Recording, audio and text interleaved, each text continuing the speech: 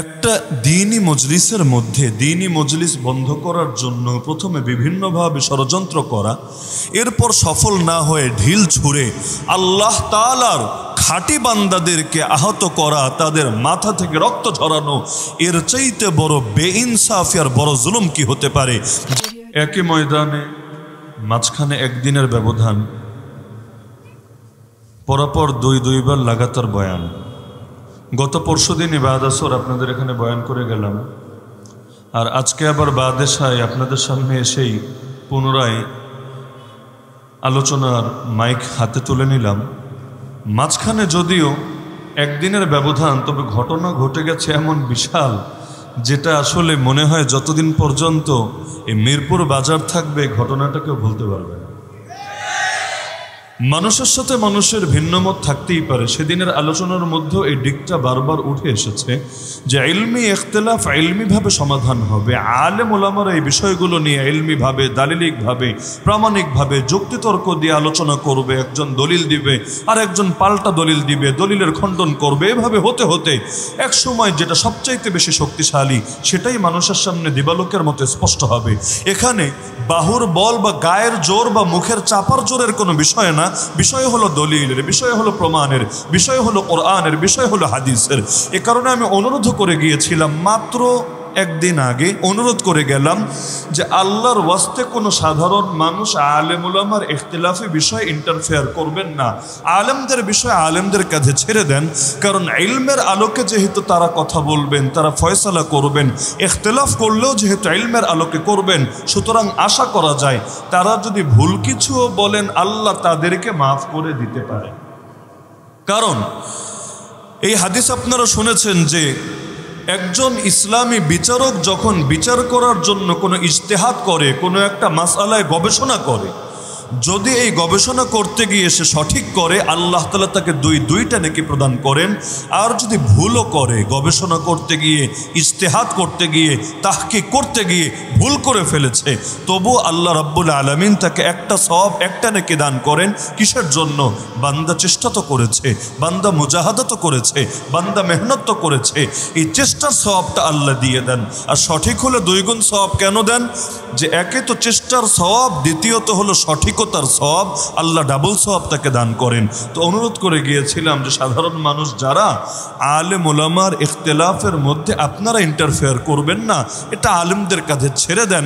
একজনের পক্ষ নিতে গিয়ে আরেকজনকে গালিগালাজ করবেন না। তা আমার জেহেনেও ছিল না যে গালিগালাজ করতে না করার অর্থ হলো যে হুজুর হাত থাকতে মুখে কি আমরা আর গালিগালাজ করবো না, একেবারে হাত দিয়ে আঘাত না। হলে একটা দ্বীনি মজলিসের মধ্যে দ্বীনি মজলিস বন্ধ করার জন্য প্রথমে বিভিন্নভাবে ষড়যন্ত্র করা, এরপর সফল না হয়ে ঢিল ছুঁড়ে আল্লাহ তাআলার খাঁটি বান্দাদেরকে আহত করা, তাদের মাথা থেকে রক্ত ঝরানো, এর চাইতে বড় বেইনসাফি আর বড় জুলুম কি হতে পারে? যেখানে মানুষ এখন সবক দেয় সাম্প্রদায়িক সম্প্রীতির সবক। সাম্প্রদায়িক সম্প্রীতি বলতে তারা বুঝায় যে কাফেরের সাথে, মুশরিকের সাথে, নাস্তিকের সাথে, বেঈমানের সাথে, মুরতাদের সাথে ঝগড়া বিবাদের দরকার নাই, মহাব্বত কায়েম করো, মহাব্বত। তো একটাবার চিন্তা করেন, কাফেরের সাথে মহাব্বতের সবক দেয় আর মুসলমানের সাথে ঝগড়া বিবাদের সবক দেয়। আমার একটা বিনীত অনুরোধ থাকবে যে যেই মানুষগুলো, যেই সাধারণ লোকগুলো না বুঝে এভাবে ঢিল ছড়ে, এভাবে রক্তাক্ত করে, ওদের বিরুদ্ধে তো কঠোর মানুষ ন্যাচারাল ভাবে হবেই হবে। তবে আমার একটা বিনীত অনুরোধ থাকবে, যেই সমস্ত জ্ঞান পাপীরা সাধারণ মানুষদেরকে উস্কে দেয় আলেম ওলামার বিরুদ্ধে, ওদের জবানের মধ্যে তালা লাগানোর ব্যবস্থা করতে হবে। আরে তোমার যদি দলিলের এত পাওয়ার থাকে, তুমি তোমার কথাকে দালিলিকভাবে উপস্থাপন করো, ইলম দিয়ে উপস্থাপন করো। সবার অন্তরে মোহর লাগা নাই, সবার বিবেক পচে যায় নাই।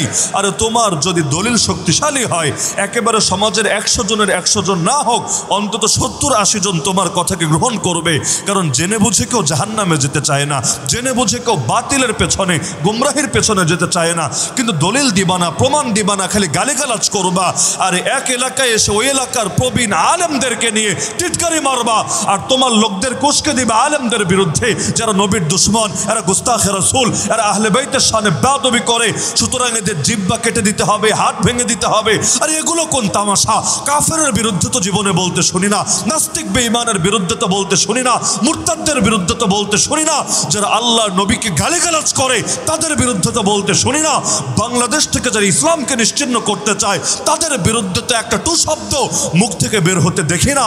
সুতরাং এতই যদি এসকো থাকে আর কারেন্ট থাকে, এখন থেকে বলবা চিহ্নিত বাতিলের বিরুদ্ধে, কিন্তু হকপন্থীর বিরুদ্ধে যদি বলো, আর তোমরা শান্তিতে ফিরে যেতে পারবা না এলাকা থেকে। এই লাইনে সবাই জিরো টলারেন্সে চলে আসেন, না হলে এই ঝগড়াঝাটি জীবনেও বন্ধ করতে পারবেন না। যে কথা ক্লিয়ার, যদি তুমি ইলমি আলোচনা করো তুমি করো, কোনো আপত্তি নাই, তুমি তোমার দলিল দাও, ভিন্ন দলিল হুজুররা দিবে, সমস্যার কিচ্ছু নাই। কিন্তু যদি উস্কানি দাও, গালিগালাজ করো, দিতে পারবা, নিরাপদে ফিরে যেতে পারবা না। নাকি এটা উগ্রবাদ? এটা উগ্রবাদ না, এটাই উগ্রবাদ দমনের সবক।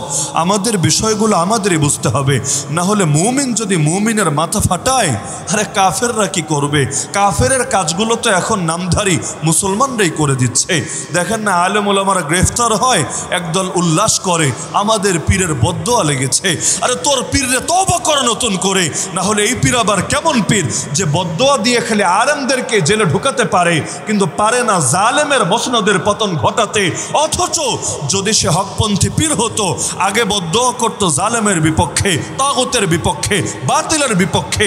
কিন্তু জালেমের বিপক্ষে দোয়া আসে না, দোয়া আসে খালি নিরীহ আলেমদের বিপক্ষে। এগুলো লোকে বলে না।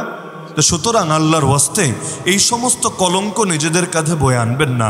না হলে এই যে গোটা দেশের মধ্যে যে খবরটা প্রচার হলো যে মিরপুর, মানে তাও ঢাকা মিরপুর না, হবিগঞ্জের বাহুবলের মিরপুরে মাহফিলের মধ্যে অ্যাটাক হয়েছে, এখানে একজন মুরব্বী, একজন জওয়ান তালিবুল ইলম রক্তাক্ত হয়েছে। এতে কি ইজ্জত বেড়েছে না কমেছে? তো দুই একজন লোকের জন্য গোটা এলাকার ইজ্জত কমবে কোন দুঃখে? এটা কেমন কথা? এমনকি এই এলাকার লোকেরাও যাকে দিল দিয়ে মন দিয়ে মহাব্বত করে, মাওলানা সিরাজুল ইসলাম মিরপুরি সাহেবকে মিরপুরের কে মহাব্বত করে? আমি যতটুকু জানি, যদিও এলাকা আমার ঘর বাড়ি না, এখানকার স্থানীয় তাওহীদ জনতা দিল দিয়ে মহাব্বত করে। কিন্তু বাইরে থেকে কে বা কারা এসে গালিগালাজ করে। কেন রে ভাই? গালিগালাজ তো কোনো ভদ্রলোকের ভাষা না, গালিগালাজ হলো ইতরের হাতিয়ার। তো যদি যার পুঁজি আছে সে গালি দেয় না, যার পুঁজি আছে সে দলিল দেয়। কেউ যখন গালি দেয় বুঝবেন ওর কোনো পুঁজি নাই, এ কারণে ইতরের হাতিয়ার সে ব্যবহার করে। সুতরাং এখন থেকে পরিবেশটাকে পাল্টে ফেলেন, যে যে সার্কেলের হন, আল্লাহর ওয়াস্তে ইলমের ময়দানে আসেন, সমাজটা সুন্দর হবে, সকল ঝামেলাগুলো খতম হবে। আল্লাহ সবাইকে তৌফিক দান করুন।